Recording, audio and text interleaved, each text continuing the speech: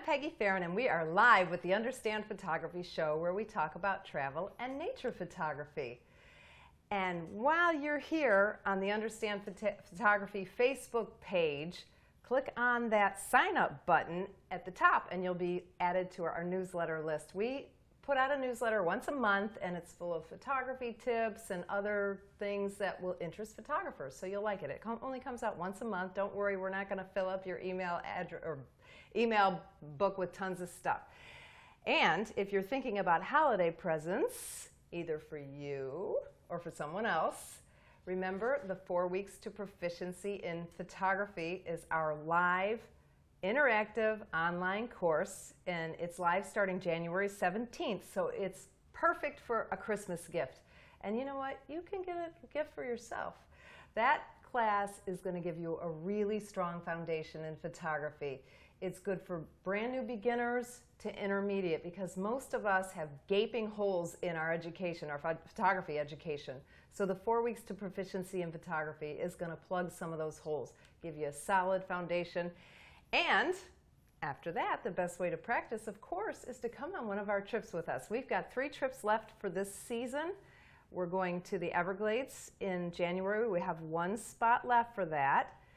Mount Dora is our ladies' trip in February, and then St. Augustine in May. So you can go on the understandphotography.com website to find out more information about our trips. Also, while you're there, the show notes from all of our show, the Understand Photography Show, you can see our YouTube videos there, as well as notes from all our previous shows. And then, of course, after today, these show notes and video will be on that site as well. So, my guest today is Dennis Axer. Dennis is a commercial photographer who has a passion for extreme sports photography, specifically kiteboarding. So we're going to talk about that and other things on the show. Welcome, Dennis. Welcome, Peggy. Thanks a lot for having me. I really appreciate it. It's great seeing you again, and it's a pleasure to be here. Absolutely. Thank you for coming. Yeah. So tell the audience a little bit about Dennis Axer. Oh gosh, it's me. So for everybody that hasn't seen me, it's me, Dennis Axer. Very simple. So how did you get in, or how long have you been into photography? It seems like forever, really. I've had a camera in my hand ever since I was just about a yard tall. I mean, really, really small. I must have been 4 or 5 years old. My father always took pictures, and that really fascinated me. You know, I might have not liked him much as a person, but he always had but he always took pictures. Wherever we went, whatever we did, we had a camera in our face. And of course, at one point in time, you're like, oh my gosh, not again. But looking at those pictures now, it's like, I was cute as a button, and still are. You still are cute as a button. and all the things that he photographed, they fascinate me today. So then later on, I was very privileged to go to a phenomenal high school in Chicago, outside Chicago, called New Trier.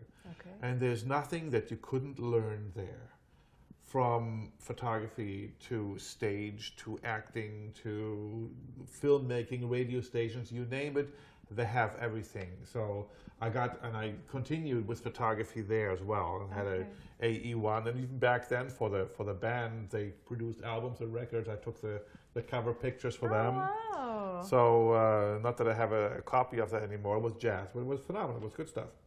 Wow. I love jazz.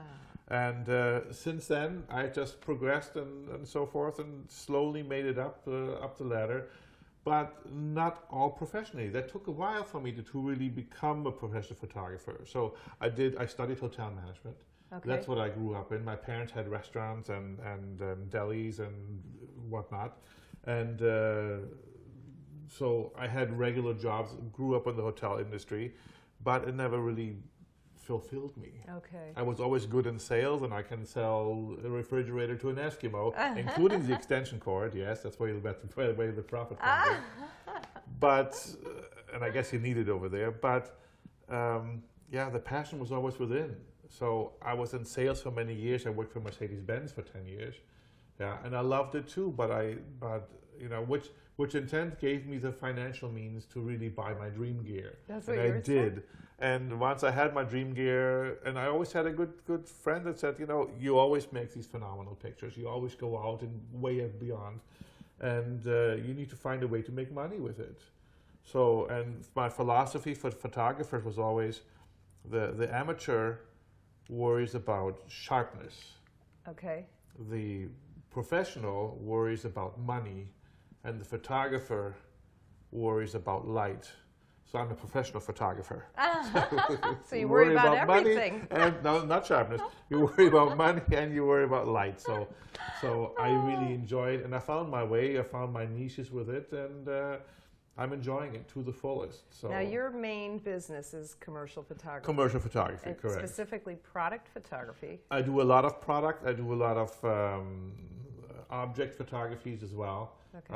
Advertising, a lot of advertisement. So everything in turn turns into advertising, whether it is a product or a facility or whatever it might be. It all turns into eventually into advertisement Right, for that. But right. yes, but I also love to go out into nature early in the morning whenever I can.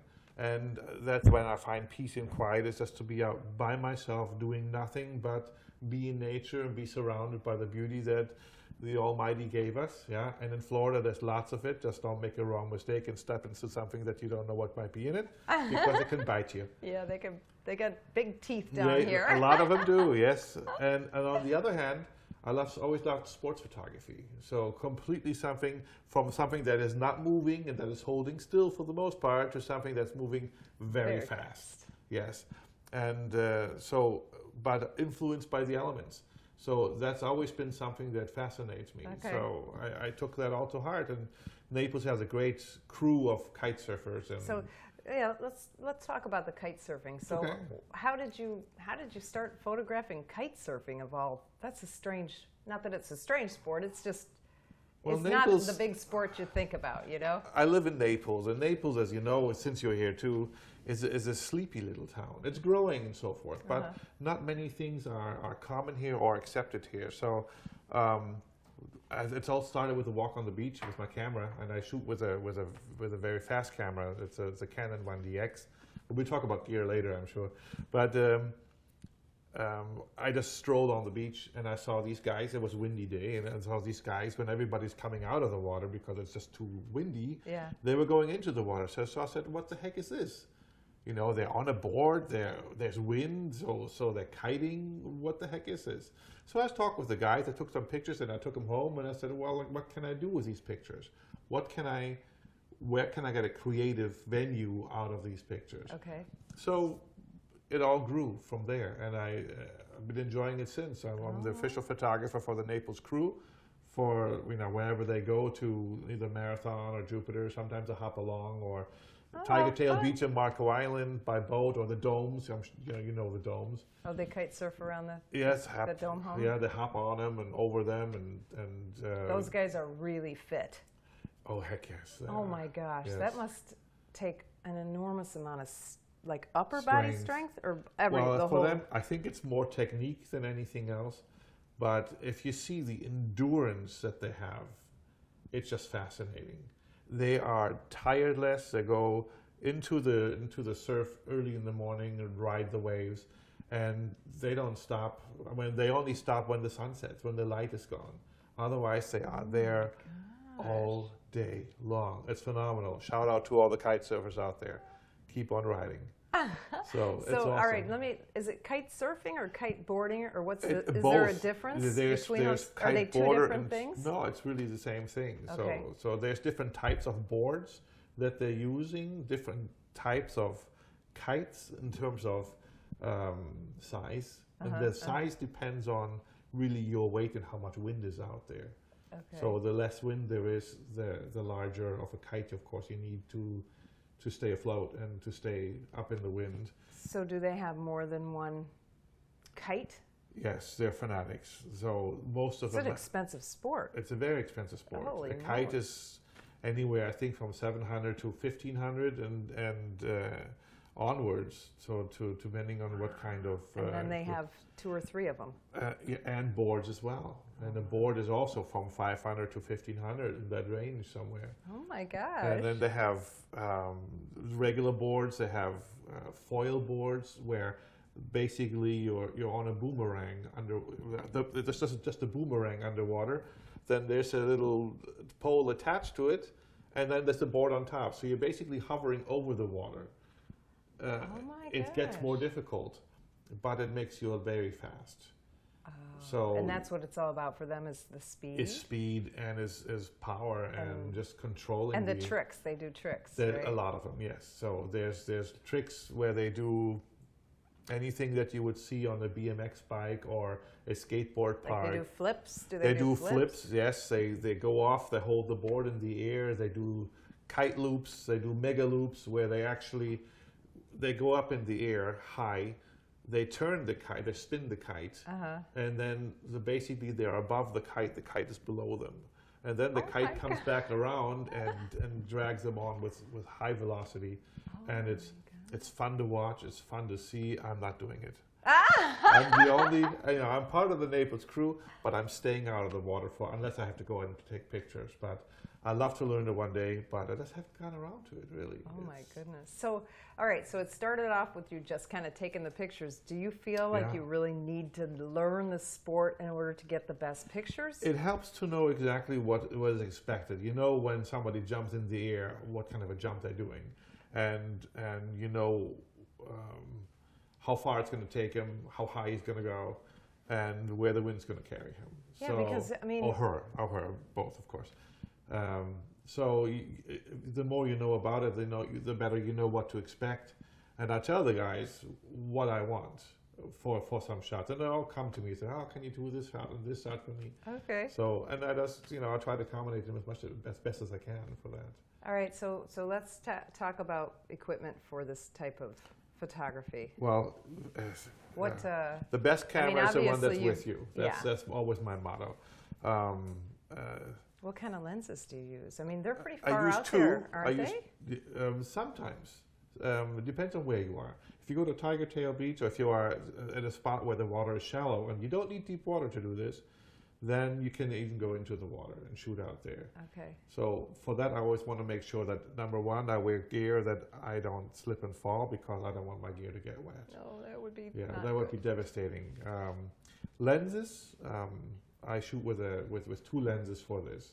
Okay. It's either a wide angle lens, like a 16 by 35 lens, Okay. f.28, which is a really nice wide angle lens, and you want to be as fast as possible, and you want to have it as wide open as possible. And the other one is a 70 by 200. So if I really want to get some action shots of the person itself in motion, then I choose the 70 by 200. If I want to get shots of the kite surfer and the kite, then I usually choose the wide angle lens, the And 16 by it's 35. not too wide, though? I would think, and this is me not knowing anything about this, I would think that wide angle lens would take up like the whole beach. Well, it can if But you the don't want kite the whole surfer is beach, you far just out. want... But sometimes they come very close, depending on what the wind does. Sometimes they're very close to shore. Oh, okay. So, or even if they're further out, they can take the kite low and then have the kite wide open and zoom by you. So the kite is taking up a lot of space on your screen. And plus, you can always crop the picture if it doesn't fit Well, quite it well. seems like, of course, the work that I've seen on your website and Facebook page, they all look pretty tight. That's why I thought you used a long lens. No, I crop that. I crop it just to the picture's larger. I shoot with a Canon 1DX, which is a full frame camera. it's a for full you frame, who 35 are not millimeter. Yes, it's the digital. It's a full frame sensor, so that means the sensor is 35 millimeters. And I shoot with the 1DX, which is an extremely fast camera, so it takes up to 16 frames per second. So that is fast. Okay, so your drive mode's continuous because you're taking pictures like that. Yes, I do. Sometimes, not always. So No? for the most part, I always take 2 or 3 shots, because there's always somebody's eyes closed or something, or you have a line going through the face, and I try to avoid that. And it's rare if somebody's flying, then I let it rip. Then the Because you don't know what's going to happen, right? Sometimes, I mean, they might flip over, yes, or they might... Exactly, and just for that, sometimes I just let it rip. So And by let it go rip, you mean continuous continuous shooting. Yes, it shooting. sounds like a machine gun. It's ridiculous, but I know, but it's cool. I mean, for sports, it's cool while shooting you're doing continuous it. is, yeah, it's not fun to You know, process. you Though. have to have large memory cards in your in your camera because they do fill up, and I only shoot in RAW. So each picture is approximately 22, 23 megabytes in size before you open it up. Once I open it up, it goes into post-processing into a Photoshop file. There it's 50 megs. And if I really open it up and start working on it in different layers and whatnot, it can become half a gig for just one picture. Oh, It's oh my God. ridiculous in Oh, size. I know. Ridiculous in It's so size. funny that. But it's fun. So I usually have 32 gig cards, and it has 2 CF cards in it. Oh, that's nice. Yes, but I also have 128 cards, and I think they even now make half a terabyte cards, like 500. Do they? I didn't yes, even know that. 512 Oh cards my they make them gosh. already. So, but That's amazing. you know, Okay, so what are some of the biggest challenges in shooting these? light. Everything is light. Okay, because are you shooting against the light, into the sun at times? In this or- coast, on this coast, on the west side of Florida, where we generally in the afternoon have that sun. Mhm. Yeah, you shoot against the light, and it can become very challenging to shoot against the light. So what do? Do you overexpose the background Good So that the question. so that the people and the kite comes down? I do point focusing, so I really just focus on the person, and I've practiced very hard just to go with the motion and the flow, so not lose that focus point. So are you shooting So- in what are you? You're not shooting in manual mode. You're I shooting. always shoot in manual. Always you shoot are in shooting in Yes, manual, always shoot in manual. but you're not overexposing. You're exposing just for the person, Just for the person, right? Okay, I Everything see. else I can adjust. or the after kite, or fact. whatever your Right. your yes. subject is. Correct. Okay. Correct. So no, I don't compensate too much for the background. For me, I'd say the background is what it is. I have to concentrate on the person, because sadly speaking, most of the time when kite surfers are out on the ocean, it's a very windy day. Oh, yeah. And so the water in Naples or in Southwest Florida is not the bluest that you have. Right. So I don't really care what that looks like. I can adjust that later if I need to. But if I shoot on the other coast, if I shoot in the Keys, or if I go to like a Fort Lauderdale, or Jupiter's very popular. Okay. Then it's beautiful weather all day long to shoot. Oh, because And the there- sun is working the with sun you, with you. instead of And fighting against that's it. when you have all the beautiful Caribbean colors that you want to have: blue water, nice turquoise, or anything like this, yeah. and nice blue skies. So, but it can also make for nice, good, challenging sunset pictures. So, and I have them on my homepage too. So it can, if you shoot in the magic hour, which is when the light is really nice and orange, right before sunset, like the last 30, 40 minutes, you can get some beautiful light out there. Okay. So I find the light, I find the or light. it finds me, so whatever is good. Now you are using really fast shutter speeds, I'm assuming. Yes, as much as I can. So, but Like how fast? well, the lens is, if you're shooting this kind of conditions, in the 70 by 200, the lens is very light thirsty. So it absorbs a lot of light. Mm-hmm. So I'm trying to shoot between 1/2000th and 1/5000th of a second, Okay. which is really fast. Yeah, you have to, of course, always be faster than the speed of the lens, of the size of the lens. But that would be, for the motion, too slow, because it's not just the person that you're photographing, but you have the water spray. And so the water's very fast. Oh, It yeah. rushes and gushes, and you want to, sometimes it depends on how creative you want to get. So sometimes I want to freeze the motion and just have a million droplets Yeah. in the air. And then you beat it at sometimes- 1/5000th of a second. And sometimes I go slower just to sketch. I do that, for instance, when somebody's falling, then just let it be a big gush. So I slow it down really fast and get. Slow it down to what? About like 200? That yes, slow? yes. Sometimes Because if you're zoomed in at 200 Correct. at 200, you might even have a little blur. Yes. Okay. So, and that's sometimes not a bad thing. So Yeah. I play with it. So It's very creative, it sounds like. well, it's all about creativity. So anybody can take a picture, but it's what you make of it. It's like, anyone thinks that it's so easy to take a picture, and for the most part, you can. I mean, it's easy to learn it, especially when you get your course, because you bring it to the people so Starts nicely. January 17th. Yes, there you go. Perfect. But everybody thinks that they can go to Costco or anywhere and get a camera and instantly saying, I'm a photographer. And all of a sudden they think they have a business. No, They just don't. And No. I encourage anybody to learn and become a photographer because it's awesome. Yeah. Be creative, learn it, get into it. But it's like, you show sometimes some pictures and, oh, you must have a really good camera. It's like telling a chef he's got a really good stove. Mm-hmm. No, it's the knowledge that you bring into your craft that makes a picture become alive and make it become what it is. So. Well, I want to talk more a little bit about the sports, because that's something that I've only photographed sports one time. Did you? My nephew was into lacrosse. Awesome. And of course the challenges that I wrote a blog about it because I had to think about everything I was doing because it was not my normal thing, Yeah, sure. you know? But the challenge I had, because it was at night, even though they had all those bright lights, it was at Naples High School, they had the Gotcha. bright lights, but it still was pretty dark. So with the long lens, They are very I thirsty. couldn't get my shutter speed fast enough. That's why you crawl your ISO up a little bit. So yeah, well, it was up, so it was a struggle. So It it's can become interesting. very challenging. But for me, thinking about the kite surfing, because they're all over and they're moving so quickly, it seems to me it would just be hard to get them. Like, Well, that's not the no, problem. that's not the problem That's at not all? the problem, you know. Well, the lenses are very light thirsty, so you have to watch that. One of my dreams, and I have not fulfilled it yet, is to photograph the polar bears in Churchill, Manitoba. It's on my to-do list, my bucket list. I need to go get it. Polar bears, But it's huh? so expensive. Oh, You I know, can't it's even 20 imagine. grand for a week just to be there. Whoa. 20 grand.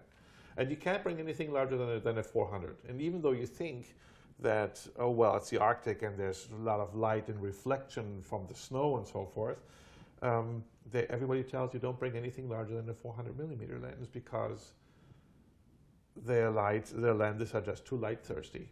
They absorb it, and you need to stay faster than 1/400th of a second.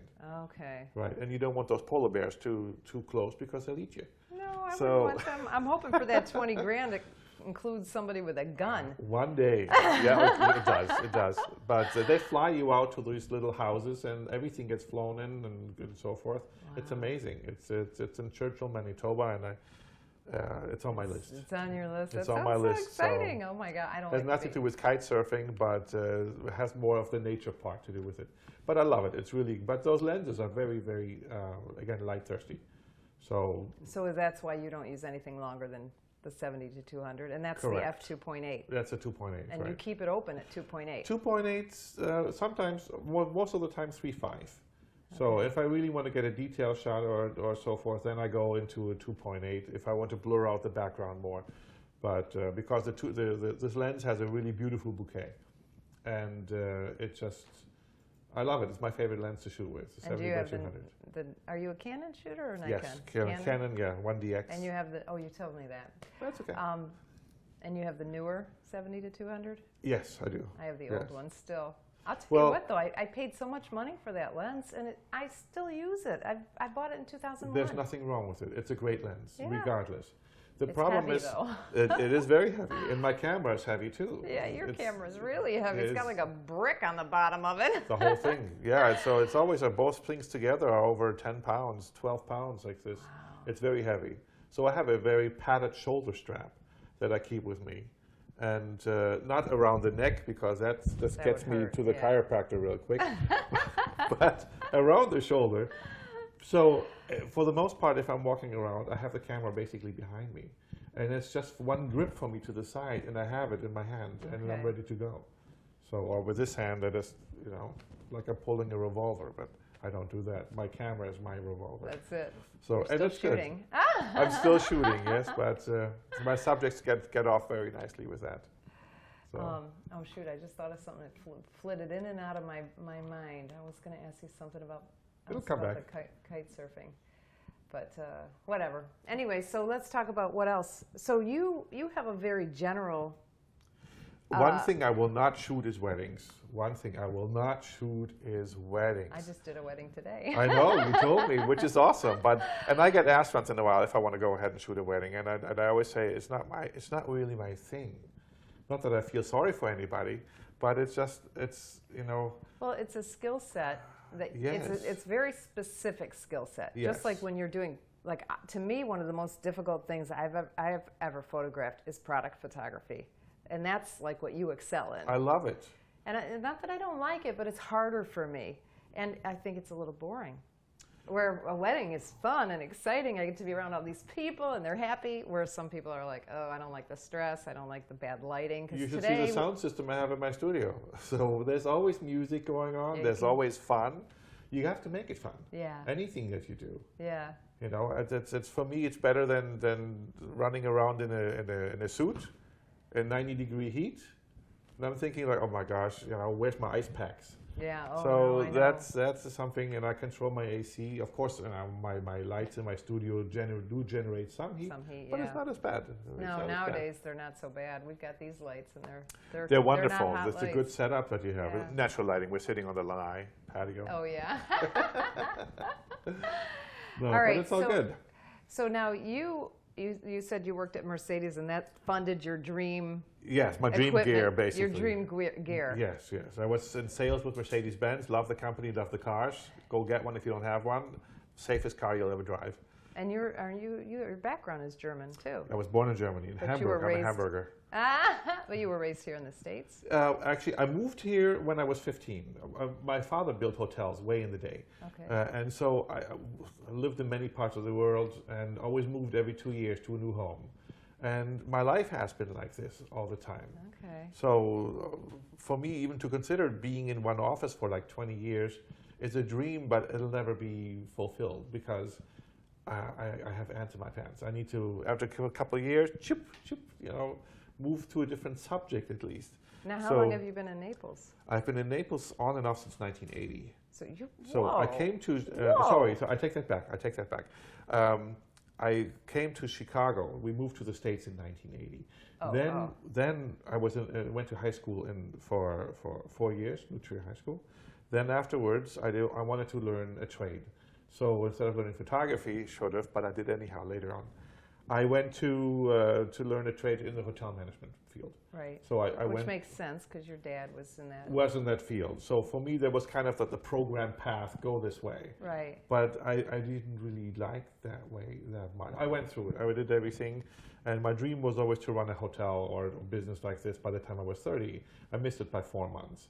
So I was 31, and then I had my first property. But then I said, you know what, I'm bored. I'm out. I need to get out of here. Okay. So I stayed in the hotel for a little bit longer, but after my education, the German military wanted me because you have to go. It's the draft always, or at that point it was.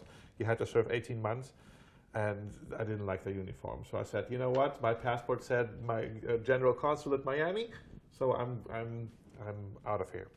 And the thing was that they said, the law says that they have to fly you home or pay for your passage home once a month. And I wrote them a letter that if you think you want the German taxpayers to fly me home to Miami, to Florida once a month, I'd gladly come.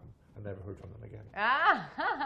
So then funny. I was here in Naples. In the meantime, my parents had moved from Chicago to Naples. Okay. And I'm like, Ritz-Carlton here, so hotel business is secured, no problem. That's where I started in. But in here, they don't pay well in the hotel. Not in Florida. Not in the hotel industry, period. You know, in terms of what you make over in Europe, it's a concierge or something. Oh, seriously? Seriously, there was peanuts over here. So I said, after 7 months, I said, forget this, no way. So I did. That's when I went into sales and did other things. Among them, Mercedes-Benz. Again, love the brand, love the company, it's phenomenal. But then I had a girlfriend, so I moved back for a couple of years, back to Germany again. So I've been hopping back and forth like crazy. Because you got those ants in your pants. I have, they're buzzing. And so then, after some years, I moved back to Florida. And now the last almost 15 years I've been here. So, now how scary was it to go from a full-time, well-paid job to say, okay, I'm going to be a professional full-time photographer? Oh gosh, it's always scary because you weren't that young at the time either. No, right? Not at all. And I said to myself, thanks a lot, by the way. Makes me even older. I'm a little slow when it comes to no, but it was all good. I decided that what I was doing was not fulfilling for me anymore. Mentally. and you can be in, you know, in car sales. It's a phenomenal thing once you do, if you're loving it. And I love the brand, and I liked most of the things about it, except the downtime, which was if you have a customer, you sell a car, you're like, hey, this is awesome, because you're busy. Yeah. But other than that, you're a fish in a fishbowl with those big windows. Oh yeah, that's and right. you're looking at everybody else having fun, and you're sitting there saying, you close at 8 o'clock, you're going to stay here. Oh yeah. And I just couldn't do it any longer. I said, you know, I'd rather be out there with my camera and doing something creative and productive. Did you have a part-time photography business? Yes, I did. So it wasn't yes. like you went cold turkey. Not at all. Not at all. I did. I started when I had my dream gear. I started first with nature photography. Okay. Because I just needed to get out of that world of the stress of the car industry. Because what the car industry does is they want to keep you there. They want to keep you hungry, and they're basically, you're like locked in. You can't escape, and you have to really set your foot down and say, no, I'm out of it. I need to get out. So they begged me 100 times to come back, but I said, no, thank you. I'm happy. So you started off working full time, but like on the side on your days off, correct. you were out there. As soon as I was out doing there, I nature was at photography. the beach taking pictures of the pier for sunsets, or doing something early in the morning, or just something to get out and to be out. And I had some good shows. I had one at the Naples Depot Museum, for instance. Now, how did you get into that?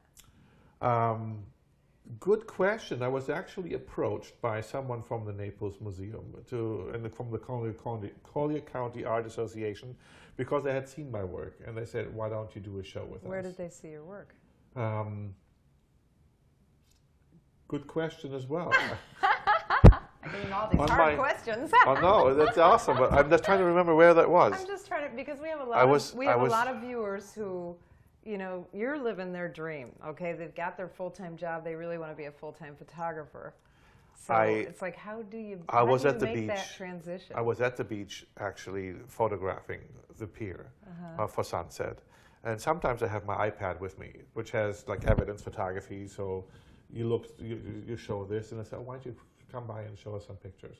And I did, and they say, well. You mean, wait, somebody was just walking by? Yeah, they just came by. We just had a conversation, and just, you know, I like to talk to people. Outgoing guy, friendly guy like you are. It helps to be, yes, absolutely. So then I came by and showed a couple of pictures, and they said, well, why don't you have a show? Or why don't you? They were looking for people, artists, to display their work of art at the Naples Depot Museum for 2 months at a time.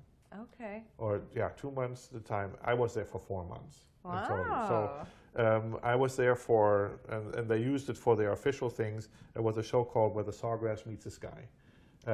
And reason for the show was the 90th museum, the 90th birthday for Collier County. Okay. And the 500th year anniversary for Florida. Okay. So they made a big thing of it. I had a very nice vernissage there, and my artwork was there displayed for 4 months in total. Oh, and I loved it. It was phenomenal. So my mom did all the catering, because we had a catering business back then. Oh my Artichoke and Company. We founded that in 1987. That was your company? Yes. I never knew that. Well, my parents had it. Well, they sold it though, right? They sold it. They had it for 7 years. I know the person who owns it now. Yeah. So. For 7 years. And that was a time actually in Collier County where you couldn't even sit outside. It was not legal. We fought a year and a half with the county to finally have a couple tables outside. Imagine that. Ridiculous. Now that's all we have. Outdoor dining everywhere. Sorry, yes, that's all we have. And it's awesome. It's really good. Wow. So that was kind of but that was all nature photography. That was all nature. I was still working full time while I was doing this. So how did you, so what was the next? By getting more gear, and by really going into the venue saying, okay, I do know I want to do photography. That's just it. I do know I'm going to. But what? And so fact finding, what really do you like? I still have a very strong connection with going out into the Everglades or somewhere and just photograph birds or alligators or Landscapes. Landscape. It became a as thing a for me. portrait photographer, I've been doing the swamp walks, and I love the But I've been landscapes doing a out lot there. I've been doing a lot of animal portraits Okay, in the Everglades. I throw myself in front of a panther and take a picture. great. Or a bear, or a water moccasin, or an alligator, Oh my and God. I go right into their face. With and a long lens, I hope. No, that's just a thing. If I would have a 70 by 200, it's on 70. It's right in front of me. I go into With the bears? Yes, I go into a distance where the animal doesn't know what to do. It's kind of like freaking the animal out. What are you? Who are you? And the animal doesn't know what to do with me. Am I going to attack you or run away from you? So the animal is kind of startled for a little bit. And before it makes a decision to either attack or run away, I take the pictures because they're just staring at me. Seriously. It started with a deer that I took this way. A deer I could handle, maybe. Not the bear And or the the deer water was just moccasin. looking at me like I'm a set of headlights. And I think what actually freaked it out at the end was just the noise of the clicking away. So, and that's why, well, you saw the panther picture that I have. I'll show you some bear pictures and alligator pictures. Now, are these on your website, these pictures? No, not yet. I'm redoing my homepage right now. I've been with one provider for a long time. I wasn't very happy, and good that you mentioned it. My new homepage is going to be I host my name in one spot, and my template is going to be with Squarespace. So But it's still going to be DennisAxer.com. DennisAxer.com. DennisAxer, like Alpha, X-ray, Echo, Romeo. If you spell it out the Pollard's way. Well, maybe you could just send us a few of those pictures. We could put it on the Understand Photography Love site to, in the for show sure. notes. Love to, for sure, definitely. Because everybody always wants to see pictures. Yes, And the gladly do reason it. we don't do them here is because this is also turning into a podcast. Yes, So- which is great. But for me, again, why don't I have it on my homepage? It's because I shoot in different directions. I love sports photography. And for me also, it's what I like to get into is also Formula One. Not there yet, but that's really one thing where I'm longing for. Okay, now let's talk about that for a minute. That's sport. That's race cars, right? That's race cars, yes. And where do they race? They have currently 21 places around the world where they do. Okay, anywhere So- here in Florida? No, there's one in the United States, that's just in Texas. In That's the Austin. only place. That's the only one in the States. So how do you become a photographer there, if that's one of your dreams? It's just, I'm trying to figure out how that works. Maybe one of our viewers can help Dennis. That would be fantastic. I know a dear friend of mine is John Thawley, who is also a photographer, and he's from Bonita Springs. He's a race car photographer. Okay. He does not cover Formula One, but he does cover NASCAR and some others that are out there. Very talented, shoots Leica, just tremendously nice guy. Tremendously nice guy. John Thawley, that's out to you. You owe me. And, no, I'm kidding. And but that's something that I really would love to do. I love to get an F1 race car in front of my lens for sure. That's a big thing. So I do sports photography for the kite surfers. I do product photography. I do commercial photography. Like I do food photography for restaurants. So it's very versatile. So if I have everything on my homepage, it can become messy. Yeah. And so that's why, for instance, my business cards are by Moo, because it's the only Moo. It's I love saying that. MOO.com. Correct. They allow me to have 50 different images on my business cards. Right, I've So if I seen see that. somebody that wants to have a product photography, here you go. That's If your you see card. somebody that wants to have Nature. something that nature, there you go. So whatever fits the occasion, I can pass that out. Yeah. And it works. It's really It's nice. like your when own people little sign it. portfolio in Or I business hold cards. them up and say, pick one. They love that because they can Oh. choose whichever one they like. So That's that's cool. it works. It's really nice. So, but the bulk of your income comes from product photography? What income? Ah. Yes, it does come from product and commercial photography. Those two. Okay. So I love product So photography. the sports photography is more of a passion, maybe, or just something that, like for it me. goes in different venues. So you have to see when your income is 100%, which is made out of a certain percentage is for you as wedding photography. Then you have The training teaching, center training center, and so forth. So portraits. same thing for me. If the kite surfer does not pay for their pictures, and most of them don't, then the images go somewhere else. Of course, everything has to have a model release. Yeah. So it goes into stock photography, for instance. Okay. So I'm a Getty photographer. So I shoot a lot of images for Getty photography. There's some other ones out there as well. I can't name them all, but it just would be too long. So okay, so let's go back to the model release. Yeah. So what how do you get a model? I mean, Okay. because If you shoot anything that is either a building or a person that you want to shoot for future releases, or that you want to make a single dollar with stock photography, you with mean? stock, but you have to have a model release. From a period. building? From a building, because somebody didn't owns know that that. building, and they can say you're not allowed to. Wow. Yes. So you go up to these kite surfers and say, hey, hey, hey, and you have an app on your phone? I have an app on my phone. There's a couple out there on the App Store. So I have an iPhone, so that's just on the Apple iStore, iTunes Store, or whatever it's called.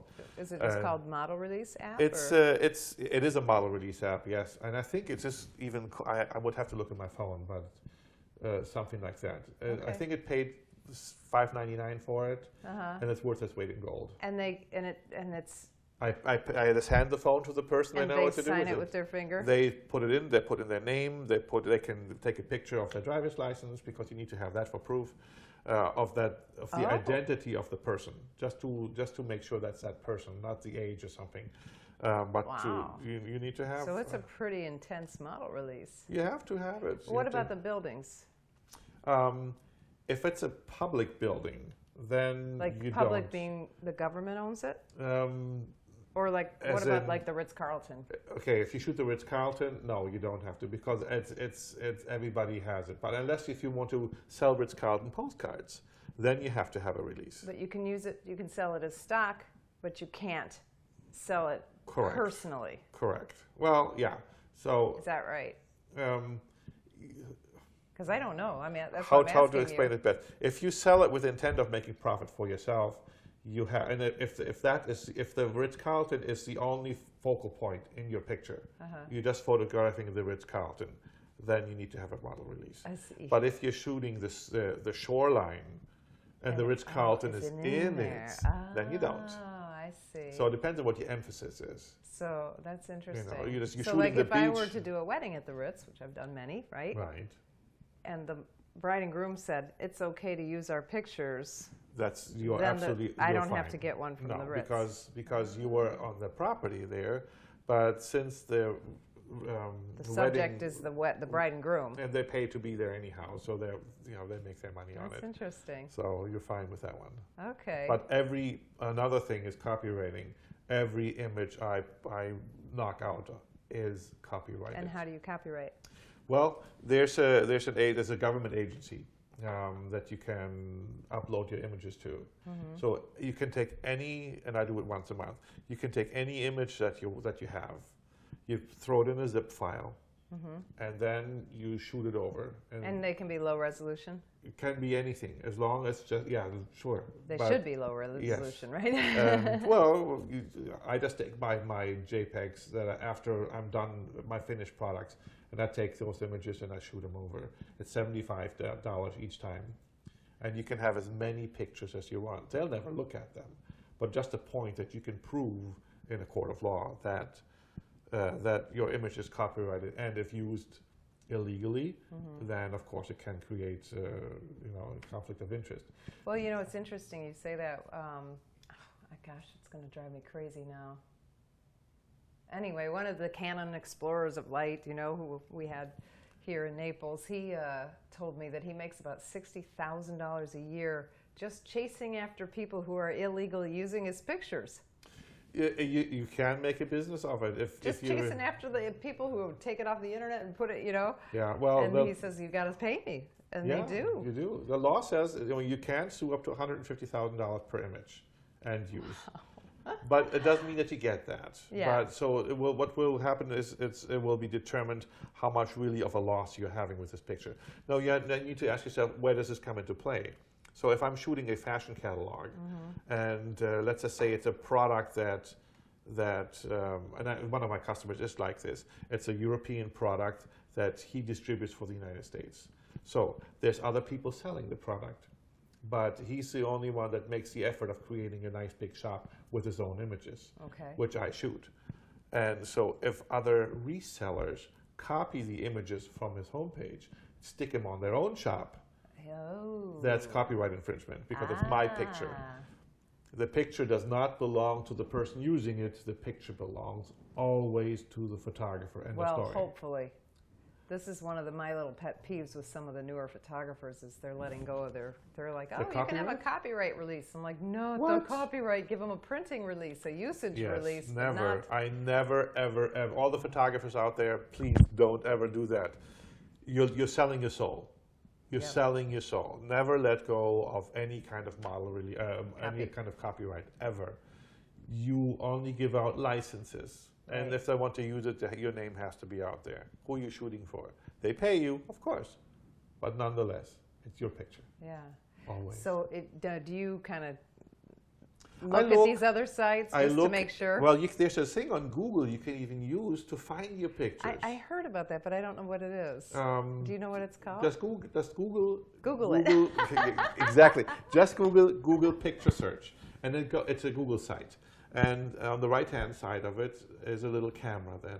And you just put in the name of your picture, the full name of it. Okay. And then the search and everything comes up. The name, you don't have to have the picture itself? No, it goes. What if your name is IMG1234? You'll see that too. There'd be 7 billion of those. Yeah, but my pictures are you rename yours? Well, yes, of course. My picture name has, and that's a good question. My picture name always has the original name because Which that's is how IMG1234 or something like that. Or something like that. And after that, I always put the date of everything that I do. November 24th or 25th. I don't know what the date is. I do it backwards. 2016, and then if it's November 29th, it would be 11/29. Okay. So because that's the easiest way to find it on the number, and then whatever the client wants to name it. So sometimes the names are very long. Really long, yeah. Yes, but when in doubt, always use the product name because that's what a thief would use. Right. Because it already has the name, and I find stuff. So I send them a warning, and after the warning, if they don't react, if they don't take the picture down, you have to give them a fair notice saying, hey, it's my picture. If you want to use it, buy a license. I can sell you one. Okay. But if you just want to, just take it without paying, you have 24 hours to take it down or I'll sue you. Those letters are generally very effective. Yeah. Yeah. And now, how did you learn all this? Oh gosh. Did you have a mentor to walk you through this? Like, you learn a lot from the internet. How much to charge from licensing and things like that? I mean, that's hard to find. It's hard to find pricing information. It's very difficult. I can't get. You look at your bills. So this month I have this much to pay, so your shoot's going to cost that. No. And I do differentiate when it comes to product shooting. If it's something that is repetitive. For instance, take a product like a wallet or a belt. It's very repetitive, so I can knock out a couple hundred of those things, and I can shoot. I can charge you between I can't talk anymore. Between $25 and $50 a picture. Okay. That's edited, or I can charge you $2,000 a day, which is my daily rate. Okay. Or a combination of depends on what it is. I can charge you $1,000 a day, but I'm going to charge you $150 per computer hour. Okay. So it all depends on the situation, what it is. Yeah, because if it's one product, you're not going to, but it's going to take all day to do one product. There you're you go. Going to charge them differently than you would, like you said, the belts or whatever, the wallets if that you just do. Precisely. It also depends on what it's used for. So if it's the one picture that will identify you as a customer or the product for itself. Take a liquor, take Ballantine's, take anything. The Johnny Walker, there's one picture you always see. It's that wonderful orangey, red-brown background behind that Johnny Walker label with a nice warm light behind it, Okay. which, by the way, is usually sugar water. And there's ways to photograph it. But to get that shot is going to take you hours in Right. setup. That's a preparation. Right. And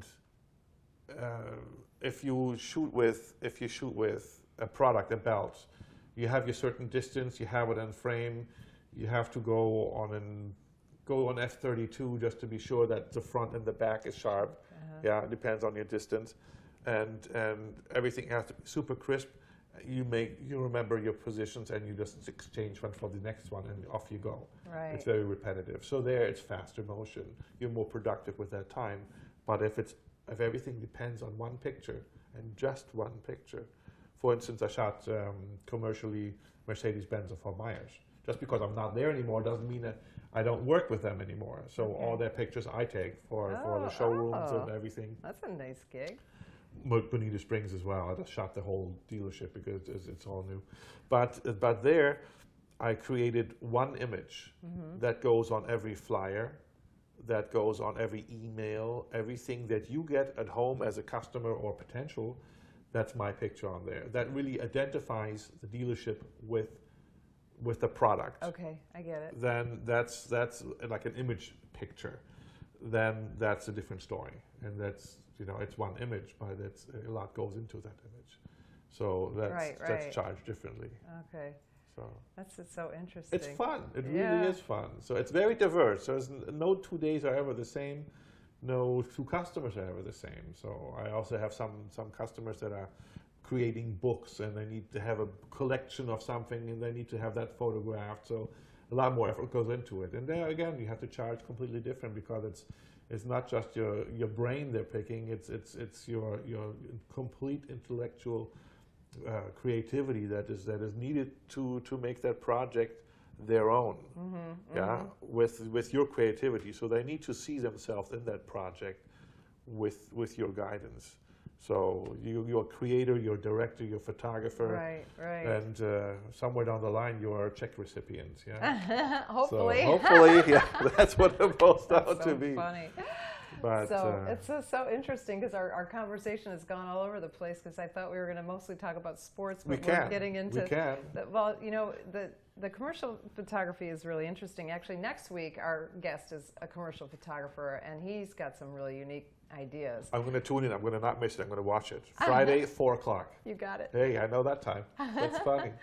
But what I didn't realize, I guess, was how creative you can be with commercial photography. You have to be. And that's part of the reason so. I wasn't that attracted to it, because it looked boring to me. But now that I'm starting to meet commercial photographers, I'm like, that's so cool. That's fun. I could do that. I wish I would have thought of that. You have to make something look good that is blah, that is just an object. You have to make this object sexy to jump from the screen or the catalog into your mind and say, I want to be with you. Yeah. So, for instance, let me say it's something very simple and stupid. Take a Mercedes-Benz car. Take a set of golf clubs. Your mission is that the golf clubs want to ride in a Benz. Okay. That's your job. You have to make that thing look sexy. So, we can talk about programs too, but all I use is Photoshop. I don't use any filters. I don't use anything else with it. I just work on the image in RAW, and after that, just pure Photoshop. There's no other third market plugins or something that I play with. Do you use Lightroom though to sort, or no. You don't use it at all? My management system for storing files is very, since I do so many different things, so I have hard drives for every type of clientele. And so Lightroom would not be able to keep up with all of that. So I use Photoshop. Plus, I don't like the fact, one thing I don't like about Lightroom is that you have to basically develop the picture, and it's a pain in the tush to export them, for me, personally. So for me, it's just easy to use Photoshop and Bridge, and it does everything I need for me. Right. So that's just... I personally have a love-hate relationship with Lightroom. Yeah, so I mean, I have Lightroom, it, I have the latest and I version hate of it it. at the same time. And once in a while I look at it. Now, here's the thing, when I print something, I use in town Dennis Goodman for printing, and he has Lightroom up on his thing. So I always have to sit down on his computer to adjust the colors and whatnot for it for print version. So if I print something large on canvas or something, kite surfers love that, and or on aluminum it's even more stunning. Then I usually have that done. Oh, I bet that would be. Yes. Now, is there a market to sell? I'm coming back to kite surfing Please pictures. Do you think, like as portrait, as wall art? Well, if it's number one, if it's a family member, of course, always. But yes, there is, because if you are a sports enthusiast, it's a thrill of the motion and the power behind it that really gets you going, and the adrenaline behind it is just exhilarating. It really becomes alive. It's phenomenal. That would be, I would think that'd be cool decor in your house. It is. It really is. And I have a lot of images in my house, and I can't have everything, but the walls have all large canvases on it. Okay. So I think I have at least 7 or 8 hung in my living room, so just big ones. Wow. So I love them. It's fun. That is so cool. All right, so what else? What's next? What's next for Dennis Axer? Keep on going and keep on swimming. So keep on swimming. Keep on swimming. That's my motto. No, I learned a lot. Every day I take the time to watch one little video on, let it be YouTube or somewhere else, something that inspires me. And I always want to strive to create something every day. I don't go out there to take pictures. They become pictures. I want to create something every time. Okay. So to click a button is for me too boring, even though sometimes the result turns out to be that way. But no, what can you make with the picture? You always said you try to create an image. It has to become alive. It's just not somebody flying by your screen. Right. It is catching the moment and seeing that you can make the best out of the picture, whatever it may be. Okay. So, and of course, light is everything with it. Without light, we wouldn't have photography. No, I think we wouldn't. So. My associate photographer, I actually assisted at the wedding today, which was great. In fact, if anybody's a wedding photographer, being an assistant you're able to stretch your creativity. Yes. When you're in charge, you got to make sure you get this person, that Yeah, person. stress. But when you're on the sideline, like I was today, it was all about trying to be creative and thinking of creative ideas. And I forgot where I was going. But nothing else. But nothing really cheats you more than the eye. I see this all the time when you are, let's say you go to Key West and you want, you see a great Art Deco building, or you go to Miami Beach, you see something you want to photograph, you take a picture, and I'm like, oh, wait a second, what am I taking a picture of? Because there's power lines blocking the way. There's a little graffiti on the side. There's a window open. There's something hanging out of it. There's a window crack. So all these things come together, and why am I taking this picture? So your eye sees a lot more. Right. And fills in the blanks of the perfect image that you want to perceive. So nothing really cheats you more than your eye in terms of also light and things that you. Oh, that's where I was going with my wedding light. She was talking about. She bought a video light because sometimes our weddings spill in. It gets so dark that it's hard to focus. Yes. So she bought a little video light to help her focus at night. Well, that helps. It helps to have a better lens, though. That helps to have a better lens. You got to have those good lenses. Why do we have to spend so much money on lenses, right? Get prime lenses. It's worth it all the time. Seriously. And you never lose your money in it. So if you ever need to resell a lens, you're getting 80% back of it. Glass is everything. And I just told you, 2001, I bought that 70-200. Right. And F4? No, f2.8. F2.8, yeah. It was expensive as all get out. Yes, I think they're the same price. I think they're a little cheaper now than they were back then. I have no idea. Like between 1,800 and 2,200. I paid more like 2,500 for it back then. But 2001, what is that? 15 years I've had that lens. It's a fabulous lens. I had it. I took it over to Southern Photo Technical Service, where we get all our cameras repaired in Miami, and he calibrated. That's up to you. Calibrated it or whatever he does to it to make it, all better. Focusing is exactly. Yeah. And but that's it. I've had that done once in all those years. It's also a very fast lens. So it's a very fast lens. It's so great prime for lenses, the get prime lenses if you can. If you can afford them, great. If not, hey, no big deal either. But they do make somewhat of a difference. Yeah. But the best camera is the one that's with you. Yes. That's my motto always. And if it's a phone, so that's okay too for the time being. But another big thing, print your pictures. Yes. Print your pictures. On your phone, they're no good. On your iPad, forget it, because what do you have left when you get older? You want to look at pictures. And what do you do with the power failure? You grab your photo books or your photos. Books are nice too. Books I like are nice. books. I print a lot of those things. Yeah, and they've come down so much in price. They used to be so expensive, and now you can afford them. Yes. All right, so how can people find you? DennisAxer.com. .com or my phone number, 239-404-2424, only if you want to hire me. I was going to say, I'm all waiting those for it pretty to girls ring. are going to be calling you. Your wife's going to be going, hey. I'm in solid hands with my sweetheart Gina, so no chance there. But it's all good. Everything is good. Wonderful. Hey, if you have any questions, send me an email. It's axer@comcast.net. It's axer@comcast.net, or my homepage, DennisAxer.com. And we will have all of that on the understandphotography.com website, along with other show notes from today's show. So thank you so much. Thanks for having me. It's a pleasure. I hope you guys liked it as well. If you have any questions, just shoot us a note. We'll take care of it. Next week's guest is David Sussman, who is a commercial photographer. So turn in next Friday at 4 o'clock here on the Understand Photography Facebook page to find out some of the creative ideas that David comes up with to make his commercial photography high impact photography. This guy, I found him on Facebook. I just started following him because he impressed me so much. So that's next Friday. I'm Peggy Farron. This is the Understand Photography show on using Facebook Live. And again, we'll be on the show notes, and the YouTube video will be on our website at understandphotography.com. Thanks so much for watching. See you next Friday. Bye. Thank you. Get